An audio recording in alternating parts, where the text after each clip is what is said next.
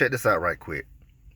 I want you to think for a moment about the things that you want for your life, the things that you desire, the type of people that you want to be surrounded with, and the negative circumstances that also keep affecting you in your life. And what I want you to realize is that the things that grow and that persist in your life are based around the environment that you create. Things cannot grow or survive or thrive in a situation or an environment that is toxic to them. The reason why when you go to the hospital, they have it so cold is because bacteria only grow in a warm, or grow best in a warm environment, something that's closer to the body temperature of living people or living things. So they keep the temperature very low in order to make it uncomfortable, very uncomfortable for bacteria to thrive in. When you are trying to make yourself well, you create an environment that's more alkaline in your body, because disease grows better and thrives better in an acidic environment. So you change the environment of your body so that disease will leave. And just the same, even when you look at something like fish being shipped across the country or across the world, they normally freeze it so that any type of tapeworms or anything that might be inside of it would die off before it reaches the restaurant where you get ready to be served your sushi or sashimi. So ultimately, the environment that we create will make it conducive for certain things to either grow or to die in.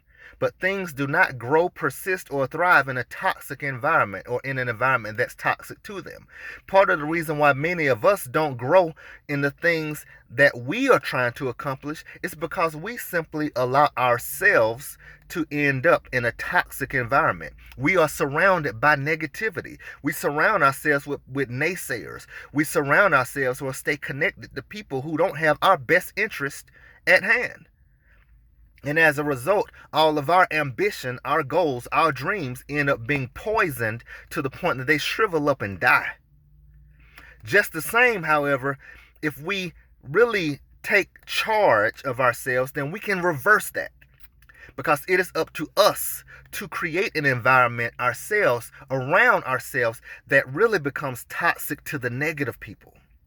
We need to be so positive. We need to be so motivated, so focused on our goals, our ambitions, our purposes, that negative people feel uncomfortable around us.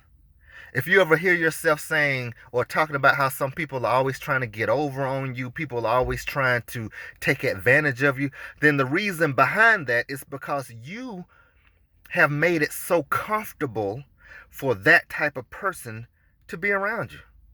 People do it because they feel comfortable enough around you to disrespect you. People feel comfortable enough around you to keep pushing their negative things towards you. You have to change the environment. You have to change your standards and make it to the point where they feel extremely uncomfortable even bringing that mess your way. People should feel uncomfortable, unnerved to even think about bringing their toxic ways in your direction.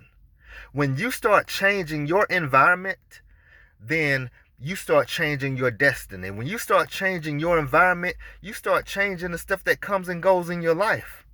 When you start changing your environment, you create a pathway that is set up for your success if you change it in the right way.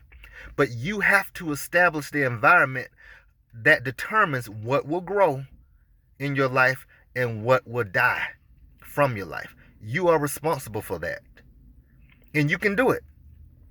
Start being so positive and so assertive with your positivity. Not just being positive and keeping it to yourself, but you got to be assertive with that. When somebody comes around you with negative things, with negative mind frame, with negativity, with bad influences, then you have to be assertive enough to say, that's not here. That's not okay over here. Because if you don't, then they will feel comfortable enough to keep bringing it to you, and that will keep tearing you down bit by bit by bit. It's time for you to stop allowing negativity to constantly be around you. It's not mean, it's self-preservation. Because the only way that you're going to move forward and succeed is if you surround yourself or create an environment, surround yourself with people who help develop an environment for you to succeed. As the old saying goes, birds of a feather flock together. Chicken don't fly where eagles fly. It's the same principle. It's the same principle. Stop creating an environment for people to feel comfortable in who would bring you down, who would bring negative influences to you, who would tear you down, who would stress you out. Stop surrounding yourself with that.